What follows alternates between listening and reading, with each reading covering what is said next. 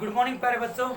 तो आज स्टार्ट करने जा रहे हैं हम हमारा चैप्टर नंबर 2 यूनिट 3 का। तो जिसके अंदर हमारा पहला टॉपिक आता है motion of A charge particle in a uniform electric field. तो बच्चे हमें क्या करना है, हमें एक चार्ज पार्टिकल लेके चलना है जिसको मूव करवाना है कहाँ, यूनिफॉर्म इलेक्ट्रिक फील्ड में। हम ये देखेंगे वो किस प्रकार मूव करेगा, उसका पाथ क्या रहेगा उस यूनिफॉर्म इलेक्ट्रिक फील्ड के अंदर। तो देखिए बच्चे क्या कर रहे हैं हम, तो हमें मोशन पता करनी है। क्या पता करनी है, हमने मोशन पता करनी है एक चार्ज पार्टिकल की जो क्या कर रहा होगा, तुम्हारे पास मूव कर रहा होगा किसके अंदर बच्चे, यूनिफॉर्म इलेक्ट्रिक फील्ड के अंदर। और यूनिफॉर्म इलेक्ट्रिक फील्ड आप पहले ही पढ़ चुके हो कि है एक ऐसा इलेक्ट्रिक फील्ड जिसकी डायरेक्शन क्या हो, तुम्हारे पास सेम हो हर एक पॉइंट के ऊपर, या फिर पैरेलल डायरेक्शन हो तुम्हारे पास जितनी भी हो उसकी, और हर एक पॉइंट के ऊपर उसकी स्ट्रेंथ क्या हो तुम्हारे पास सेम हो। तो देखिए हमने क्या लिया तुम्हारे पास, ये हमारे पास y एक्सिस और ये ले लीजिए बेटा हमारी क्या है x एक्सिस। ये हमारी x एक्सिस हुई और ये क्या हुई हमारे पास y एक्सिस। क्लियर है यहाँ तक। अब देखिए तो क्या कर रहे हैं, तो बेटा मैंने क्या किया, y एक्सिस के लॉन्ग यहाँ y एक्सिस के लॉन्ग हमने क्या लगा रखा है, मान लीजिए इलेक्ट्रिक फील्ड लगा रखा है। y एक्सिस के लॉन्ग क्या अप्लाई कर रखा है मैंने, इलेक्ट्रिक फील्ड। और जो भी कैसा अप्लाई कर रखा है मैंने, यूनिफॉर्म इलेक्ट्रिक फील्ड। तो यूनिफॉर्म इलेक्ट्रिक फील्ड होगा जी। तो डायरेक्शन का है along the positive y axis, along the positive y axis. Clear. और जो मेरा रीजन है जहां तक मेरा इलेक्ट्रिक फील्ड फैला हुआ है वो मैंने क्या ले लिया, x लेंथ ले ली। उसकी लेंथ क्या ली, उस रीजन की लेंथ क्या ले ली मैंने, x एक्सिस के अलोंग x लेंथ ले लीजिए। तो x लेंथ तक मेरा इलेक्ट्रिक फील्ड मैंने अप्लाई किया हुआ है। अब देखिए तो बच्चे मेरा चार्ज पार्टिकल मैंने क्या कर दिया, मान लीजिए तुम्हारे पास जब क्या नहीं था, इलेक्ट्रिक फील्ड नहीं था, एब्सेंस ऑफ इलेक्ट्रिक फील्ड थी, उस समय मैंने क्या दिया, मेरा यहाँ से एक चार्ज पार्टिकल लिया, पॉजिटिव चार्ज पार्टिकल लेके चल रहा हूँ। क्या लेके चल रहा हूँ, पॉजिटिव चार्ज पार्टिकल लेके चल रहा हूँ। तो मैंने उसको क्या करवा दिया बच्चे, यहाँ से छोड़ दिया, मूव करवा दिया कहाँ, अलोंग द एक्स एक्सिस। तो क्या जाएगा, बिल्कुल स्ट्रेट जाता जाएगा, वो ना तो इधर जाएगा ना ही वो इधर जाएगा, कि कोई फोर्स उसके ऊपर काम नहीं करेगी क्योंकि वहां पे इलेक्ट्रिक फील्ड ही नहीं है। तो अब इलेक्ट्रिक फील्ड की एब्सेंस में तुम्हारा चार्ज पार्टिकल बिल्कुल स्ट्रेट मूव करेगा जैसे तुम उसको छोड़ोगे। ठीक है। यदि मैं इलेक्ट्रिक फील्ड अप्लाई कर देता हूं तो देखिए बेटा मैंने क्या किया, यहां से चार्ज पार्टिकल मैंने छोड़ दिया। तो मैंने एक चार्ज पार्टिकल लिया, positive charge particle plus Q, जिसका मास क्या लिया बेटे मैंने, स्मॉल m लिया, और वो क्या कर रहा है, v वेलोसिटी से मूव कर रहा है अलोंग द x एक्सिस। ठीक है, इन यूनिफॉर्म इलेक्ट्रिक फील्ड E। तो देखिए बच्चे जैसे वो इलेक्ट्रिक फील्ड E के अंदर एंटर करता है, यहाँ पे मूव करता है, तो इलेक्ट्रिक फील्ड के कारण हमें पता है उसके ऊपर क्या लगेगी, एक फोर्स लगेगी। मतलब फोर्स क्या करेगा, एक्सपीरियंस करेगा due to E electric field. और वो कितना फोर्स फील करेगा बच्चे, F is equal to q e. इतना फोर्स वो क्या करेगा, फील करेगा भी। F is equal to q e, ये हम पढ़ चुके हैं हमारे जो फर्स्ट यूनिट हमने पढ़ी थी वहां पे। तो देखिए तो इस फोर्स की डायरेक्शन कहाँ रहने वाली है, मैंने वेक्टर वर्ड का यूज किया, तो इट मीन्स मेरा पूरा हक बनता है कि मैं इसकी डायरेक्शन में क्या करूं, शो करूं। तो देखिए बच्चे हमने पढ़ा था कि इलेक्ट्रिक फील्ड पॉजिटिव से कहाँ जाती है, नेगेटिव की तरफ जाती है, पॉजिटिव से नेगेटिव की तरफ जाती है। क्लियर। अब देखिए इट मीन्स यहाँ से यदि मैं तुम्हारे पास क्या छोड़ता हूँ, चार्ज पार्टिकल छोड़ता हूँ, वही पॉजिटिव चार्ज पार्टिकल, तो बेटा वो कहाँ जाएगा, नेगेटिव की तरफ जाएगा, नहीं जाएगा, कहाँ जाएगा, नेगेटिव की तरफ जाएगा भी।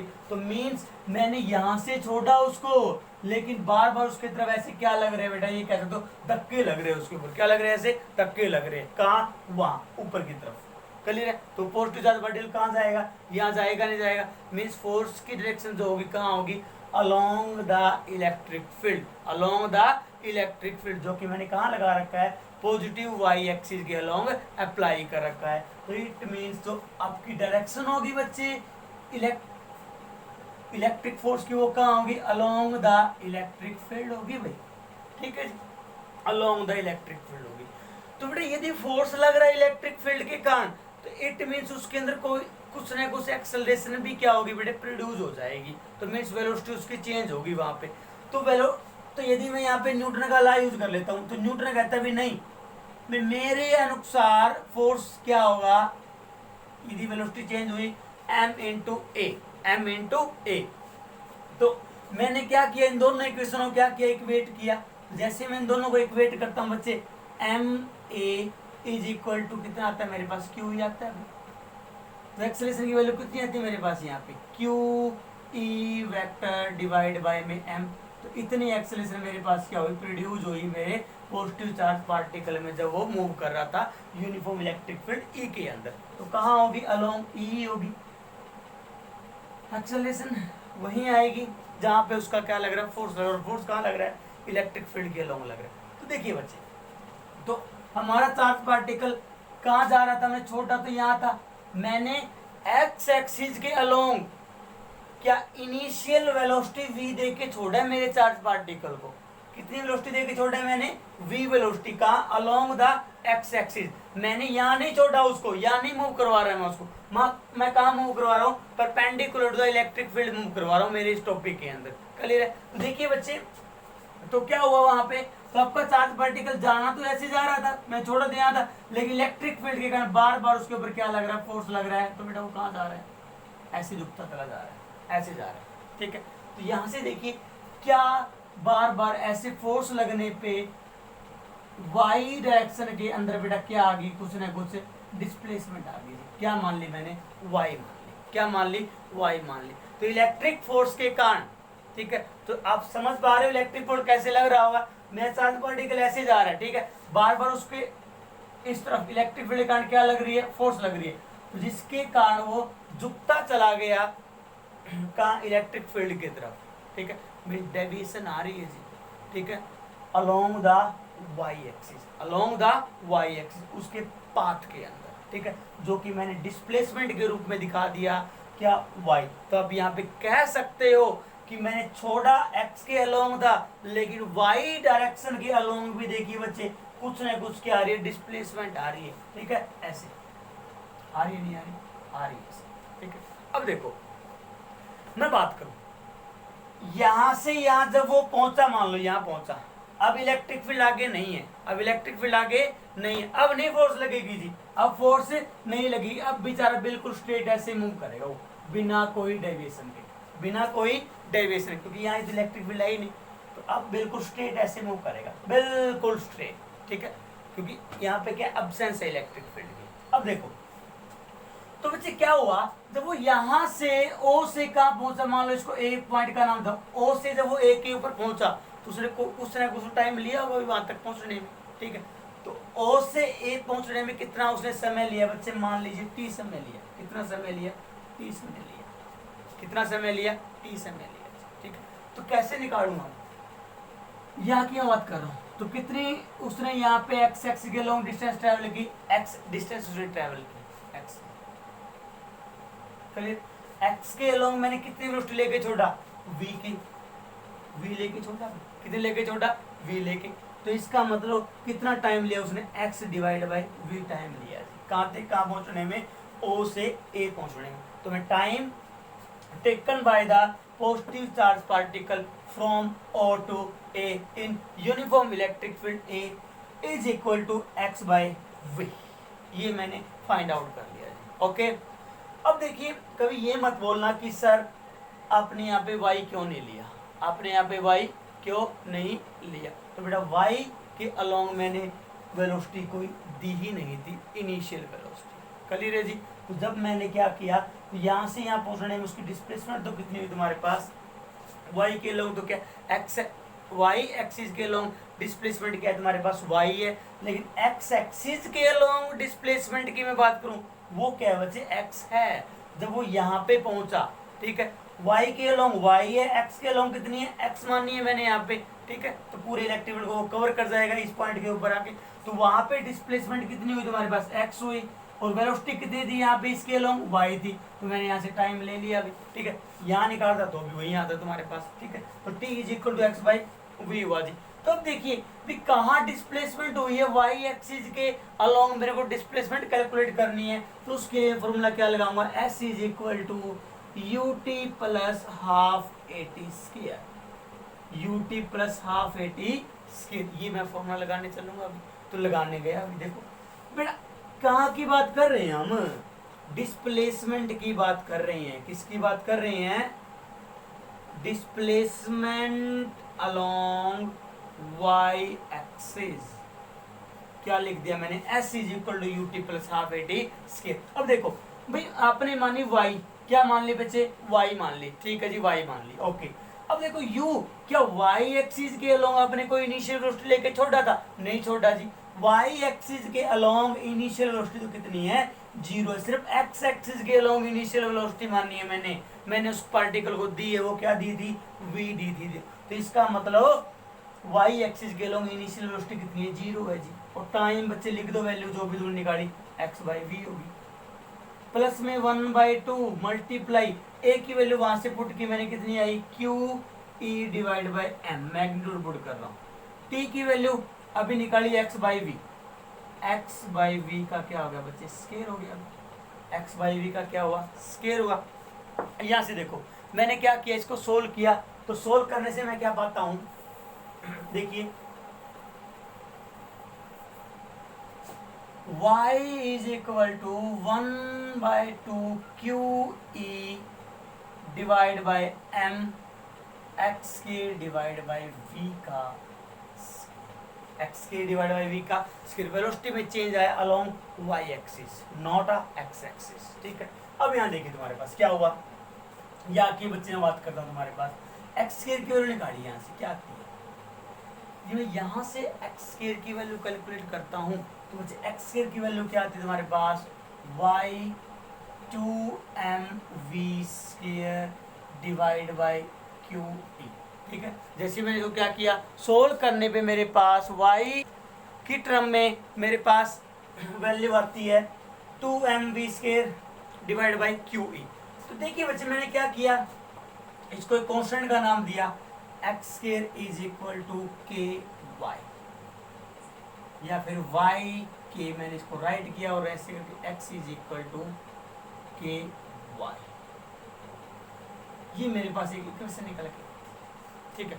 याद कीजिए +1 क्लास के अंदर मैथमेटिक्स के अंदर आप जब पैराबोला, हाइपरबोला, इलिप्स ये पढ़ रहे थे, उस समय पैराबोला की अपने ऐसी इक्वेशन पढ़ी होगी, x square is equal to 4ay, या फिर y is equal to 4ax square, जो भी आपने एक्स वाई के टर्म में ऐसी इक्वेशन पढ़ी थी। वहाँ पे दो वेरिएबल थे, दो वेरिएबल में आपकी इक्वेशन थी, लेकिन उसी केस में तुम्हारे पास क्या था, एक की डिग्री या एक की पावर क्या थी, 1 थी वेरिएबल की, और एक की पावर क्या थी, 2 थी। जब ऐसी इक्वेशन आ जाए तुम्हारे पास जिसकी एक वेरिएबल की पावर 2 हो और एक वेरिएबल की पावर क्या 1 हो, तो बच्चे वो इक्वेशन तुम्हारे पास क्या होती है, पैराबोला की इक्वेशन होती है। किसकी इक्वेशन होती है, तो ये बच्चे किसकी इक्वेशन बड़ी, पैराबोला की। तो ये बच्चे क्या हुई, इक्वेशन ऑफ पैराबोला। तो इक्वेशन ऑफ पैराबोला आई जी, तो इसका मतलब मेरा चार्ज पार्टिकल इस इक्वेशन के साथ क्या कर रहा, मूव करती, तो पैराबोला की इक्वेशन है भी। इसका मतलब पैराबोला का जो रास्ता होगा ना, पैराबोला की जो शेप होगी, वैसी वैसी शेप का रास्ता मेरा चार्ज पार्टिकल फॉलो कर रहा है इस यूनिफॉर्म इलेक्ट्रिक फील्ड के अंदर। तो आपका पैराबोला की जो शेप होती है बच्चे, वो आपके पास ऐसी होती है, पैराबोला ऐसी ऐसे पढ़ के आए थे, ठीक है। यहाँ बना लीजिए, या आप ऐसे यहाँ बना सकते थे, यदि ये बना रहे तो ये नहीं है फिर, ठीक है, आई बस। या फिर आपका पैराबोला ये ना बना के मैं यहाँ बना दूँ, मतलब यहाँ बना लो, कहीं भी बना लो, तो ये पैराबोला की शेप है जी। किसकी शेप है ये, पैराबोला, ये पैराबोला, पैर से बोला, ठीक है। तो क्या हुआ तुम्हारे पास, यहाँ देख, तो क्या है मेरे पास, इसकी मैं बात करूं, ये देखिए बच्चे, ये देखो ऐसा ही तो है, ऐसा ही बात है। इसका मतलब इक्वेशन पैराबोला की है, तो इसका मतलब मेरा पाथ कैसा हुआ, चार्ज पार्टिकल का पैराबोलिक पाथ हुआ। कैसा पाथ हुआ, पैराबोलिक पाथ हुआ जी। तो याद रखना, जब भी आपका charge particle uniform electric field के अंदर मूव कर रहा है और यहाँ मूव कैसे कर रहा था, परपेंडिकुलरली मूव कर रहा था इलेक्ट्रिक फील्ड के, तब उसका पाथ कैसा हो जाता है, पैराबोलिक पाथ हो जाता है। ये हमेशा याद रखिए। यदि आपका चार्ज पार्टिकल बेटा क्या करता, along the electric field move करता, या फिर क्या करता बच्चे, opposite to the electric field move करता, तो उस समय बच्चे उसका जो पाथ रहता है या फिर उसकी जो मोशन रहती, वो तुम्हारे पास क्या रहती, स्ट्रेट लाइन मोशन रहती। याद रखिए, स्ट्रेट लाइन मोशन। कैसी मोशन रहती, स्ट्रेट लाइन मोशन रहती। मीन्स मेरा चार्ज पार्टिकल मैं ऐसे छोड़ देता हूँ, तो अंधा क्या चाहिए, दो आंखें चाहिए, ठीक है। तो इसका मतलब नेगेटिव तो था ही, पॉजिटिव कहाँ भागा चला जाएगा, इलेक्ट्रिक फील्ड की तरफ ऐसे ही भागा जाएगा, मुड़ने की जरूरत उसको नहीं है। वेलोसिटी बढ़ती चली जाएगी, कोई बात नहीं, वो अलग बात है, लेकिन जाएगा तो सीधा ही कह जाएगा, स्ट्रेट जाएगा। यदि मैं ऐसे उसको मूव करवाता तो तुम्हारे पास वो क्या होता, थोड़ा बहुत ऐसे होके क्या होता, वो रिटार्ड होता। क्या होता, रिटार्ड। मतलब जितनी उसके अंदर एनर्जी थी, वो एनर्जी की कोशिश करता कहाँ, इसके विरुद्ध मूव करने की। पॉजिटिव चार्ज पार्टिकल होता, क्योंकि इसको वो क्या करता, फिर यहाँ से रिपेल करता भी, तो यहाँ थोड़ी दूर तक तो आता, बाद में वो कैसे हो जाता, वापस रिटार्ड हो जाता। मतलब वेलोसिटी इस डायरेक्शन में कम होती जाती एक टाइम ऐसा बिल्कुल कम हो गया, वो वापस वही हो जाता, मतलब रिटार्ड होता भाई, ठीक है।